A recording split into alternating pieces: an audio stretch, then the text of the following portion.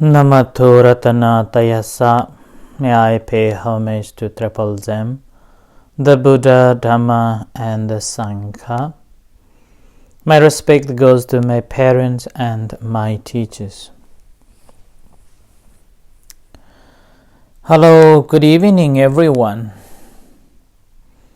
Today is Wednesday the 18th of November 2020. And as usual, this is Achan Sujan from Varapunya Meditation Center, Aberdeen, Scotland.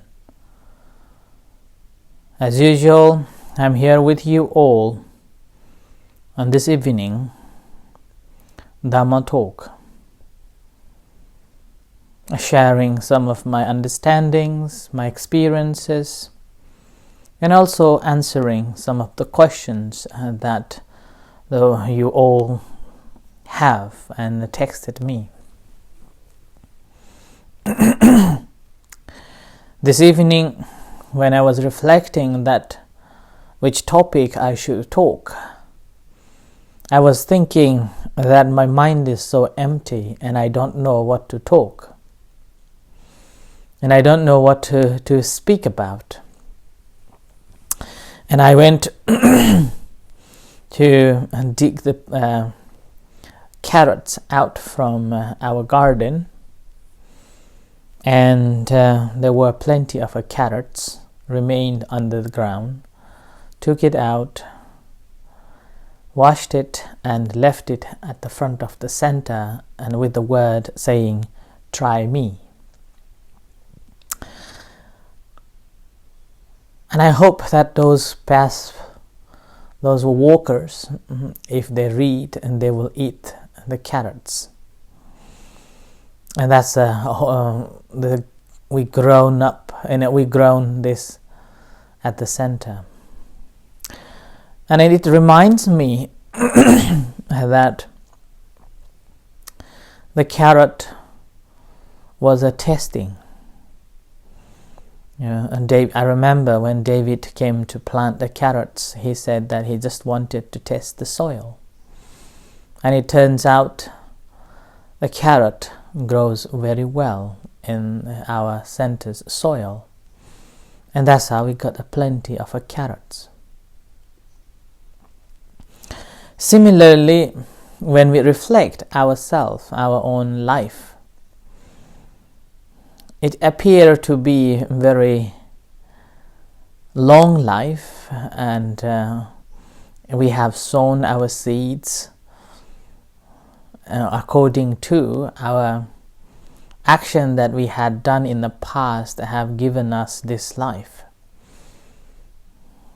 and we have been cultivating along the way. And then again, end of the day, and this is again quite a pessimistic view when we look at in a broad way. The teachings of the Buddha, after Buddha enlightened at the age of 35 in Buddha Gaya, and spent 7 weeks reflecting what he had achieved and attained, and ever since he is known as the Buddha, one who knows. After reflecting for 7 weeks in the vicinities under the tree of a Bodhi tree, he traveled to teach the 5 ascetics. Those who were serving while the Buddha was practicing asceticism, or in line to attain the enlightenment. And because the Buddha left the way that people normally practice, these 5 friends thought that Buddha had given up his practice to be enlightened, turn his ways to the luxury life again. And despite of their friends left him, he continued and finally attained the enlightenment. So these are the friends whom the Buddha thought to teach for the first time and traveled to Varanasi. And this background I have told you maybe about 4 months ago, the beginning of the arranged retreat. And after the Buddha gave the first discourse, the Dhammacakkappavattana Sutta, at the end of the discourse, it says that the Venerable Kandanya has understood that all conditioned dhammas, all conditioned things that arose are subject to cease. And that's how he approached to the Buddha and asked for the ordination. And after that, Buddha gained the confidence that it is possible to teach. And there are people who can understand the teachings of the Buddha. And with that, remaining four pupils or disciples, the ascetics, were also one after another instructed in the same teachings, and then later they all understood that any conditioned things arose are subject to cease. With that understanding, then Buddha told them that our life is made out of 5 aggregates, nothing more than that. And when we born, we have only these 5 aggregates, and nothing more than that. And the rest of other possessions is based on each and individual's capability to accumulate. And again, sometimes it's based on the previous accumulation of merits too. So the Buddha explained that our life is made out of 5 aggregates, which are the body, which is tangible, which we can see, which we can feel. And this body was given by father and mother. We live in that given object.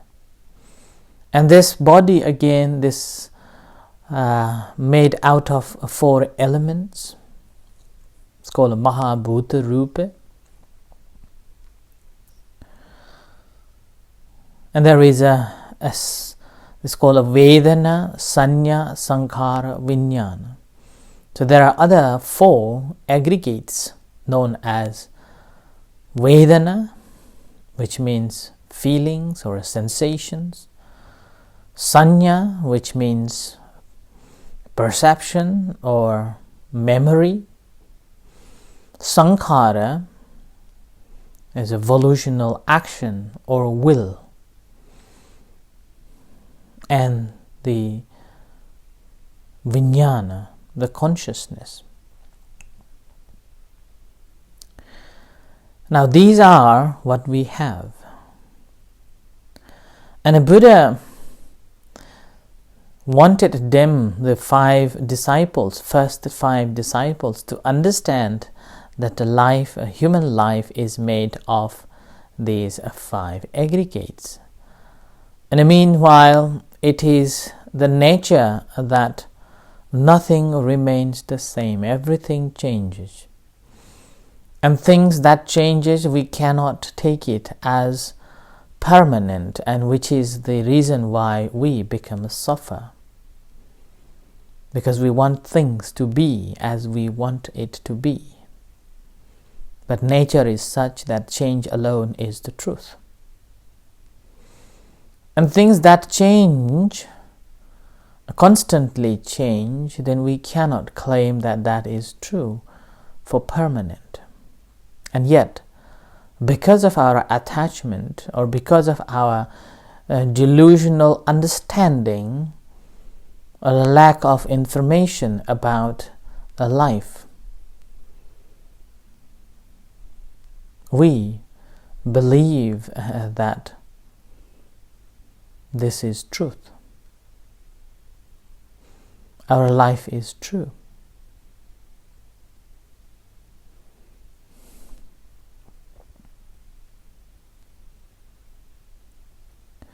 So that's why Buddha was asking to the 5 ascetics, one question after another, that whether that is a permanent or impermanent, whether that is a suffering or sukha, the happiness, or whether that is permanently unchangeable or changeable. All 5 ascetics, those who just become the disciples of the Buddha,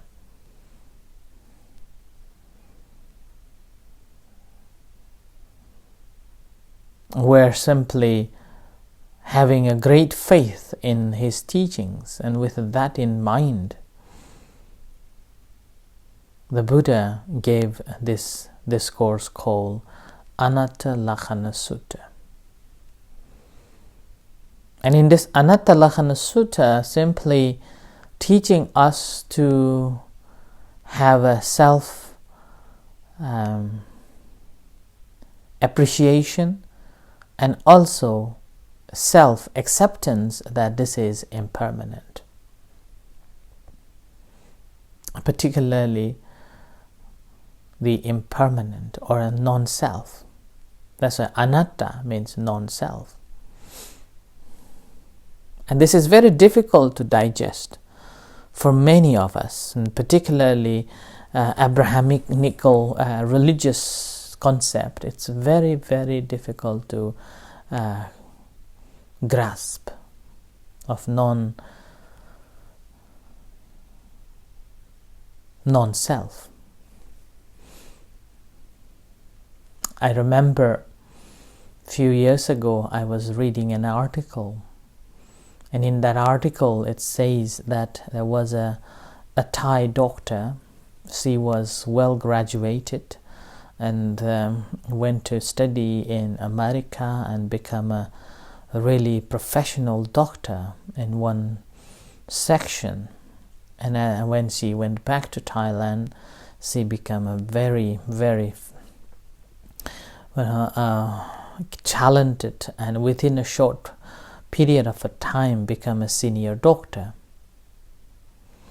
And it says that her background, parents were also a doctor, nurse, like that. And despite of being such a great surgical doctor and a successful senior doctor, somehow after a few years of working in a hospital, she got ill. And she didn't have any effort to go around. Lack of energy. It's like a ME.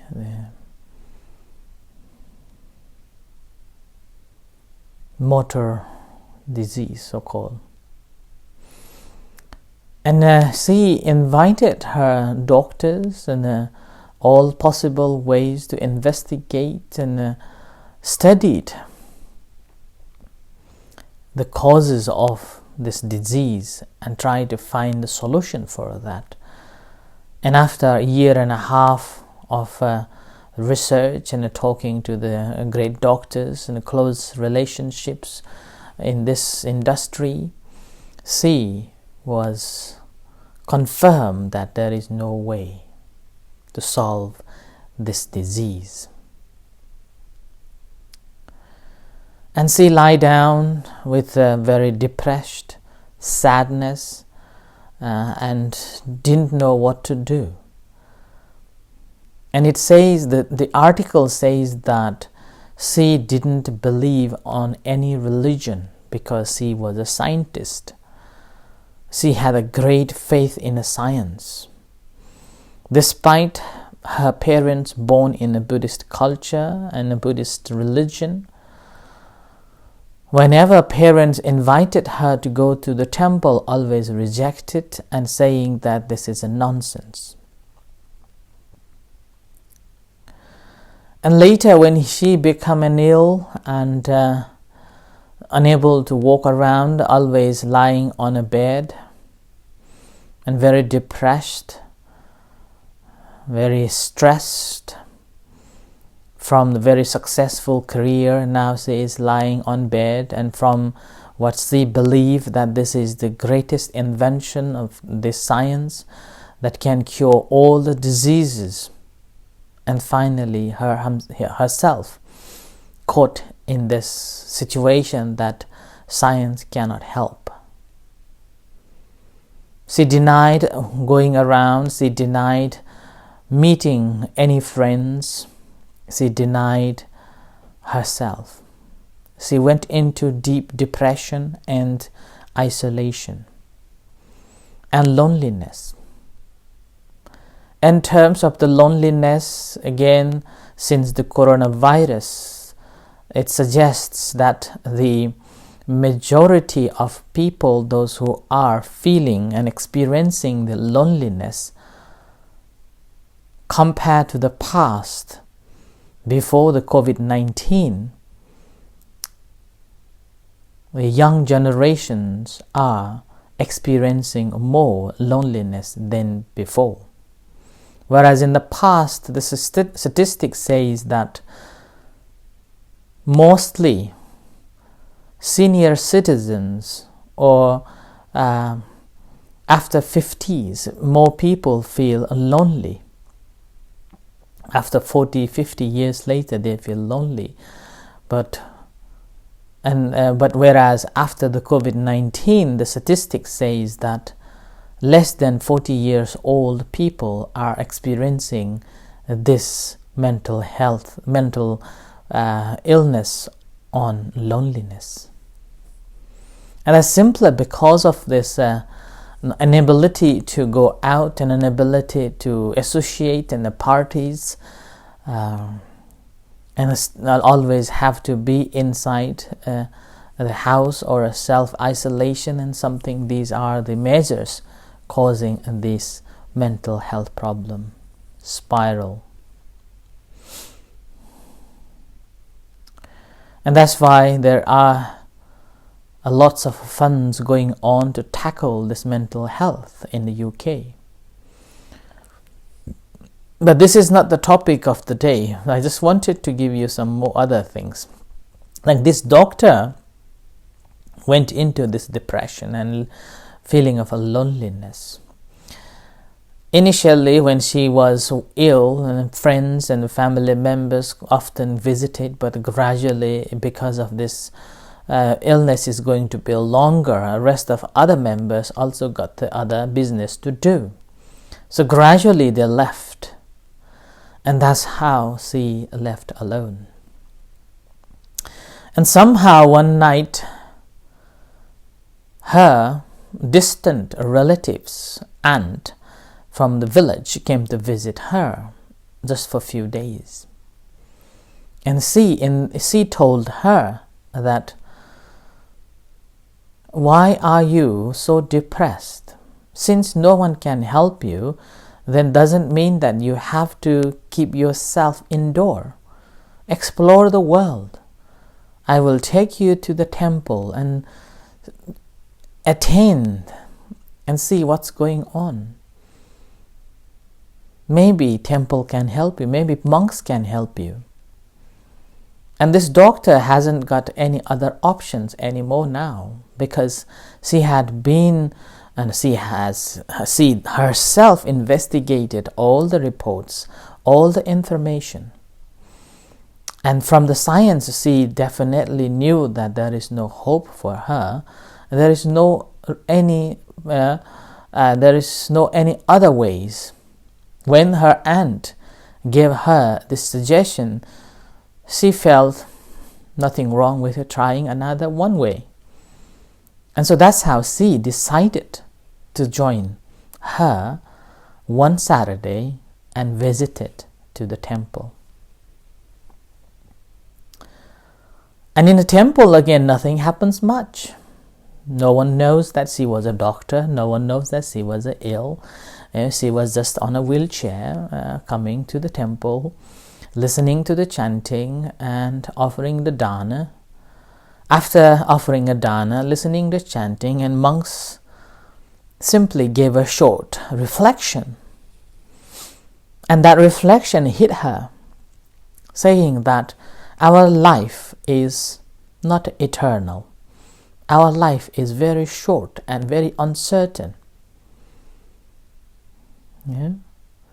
Simply saying that our life is uncertain, death is certain. Our life is so vulnerable. Our life is not long. We have a very limited time. And that struck her, and that invited her to study more Buddha's teachings.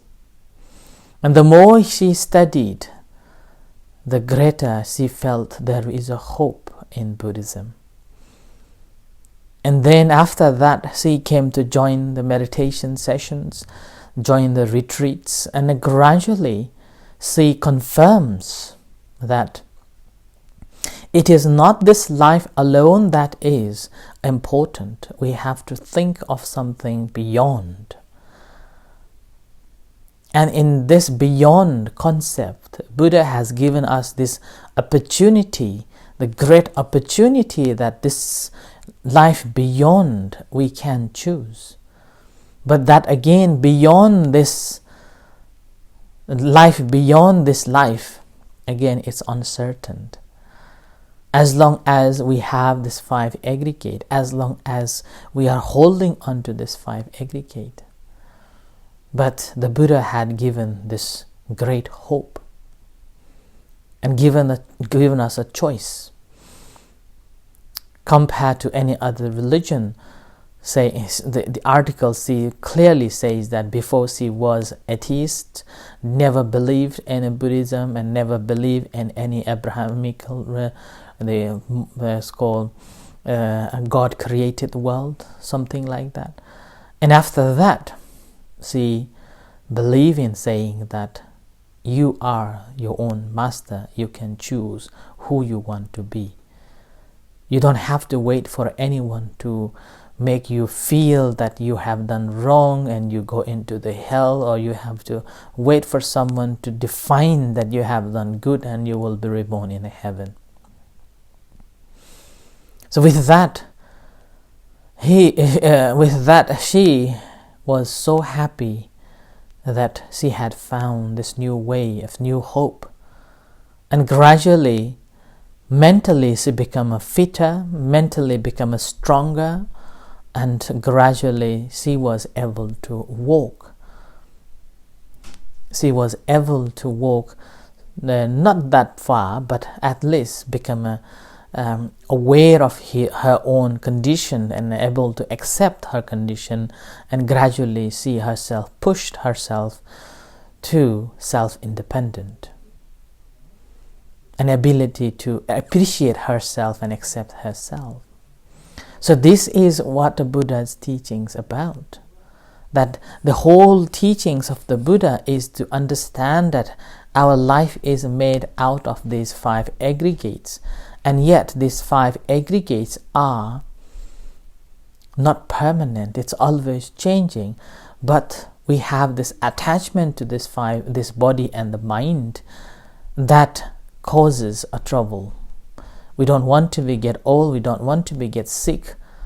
And this is not the nature. It will happen. And we can't accept that. So that's why inability to accept the change brings the suffering, the dukkha. And anything that is always changing, we cannot confirm or grasp it as a permanent entity. That's why the anicca, dukkha and anatta or anatma is the fundamental teachings of the Buddha, which we don't have to look animate or inanimate objects out there, but we have to experience it through our own experience very subtly in our minds, because our mind itself, again, always changing. And that is how we become upset, that's how we become happy. And this always changing mind itself, again conditioned by so many other factors. And when these conditions are dissolved, there is no mind as well. So that's why there's anatta everywhere at all the time.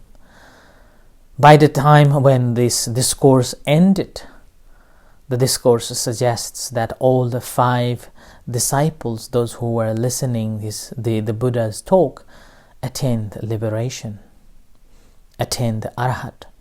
And with that attainment, at that time, there were 6 Arhats, including the Buddha. So, the Buddha and the 5 ascetics become the first 6 Arhat or noble beings on earth at that time. And that's how the journey of a Buddhism slowly established and slowly spread. And that continued up to now in our age, in our time. And we are so fortunate to have this opportunity to come across and study. So I end here for tonight's reflection. And thank you everyone for listening and joining with me tonight. May you all be well and happy. Take care. Stay safe. May the Buddha Dhamma Sangha bless you. In a few moments' time, we're going to have evening chanting and guided meditation. You are most welcome to join with us. Until then, good night and see you shortly. Thank you.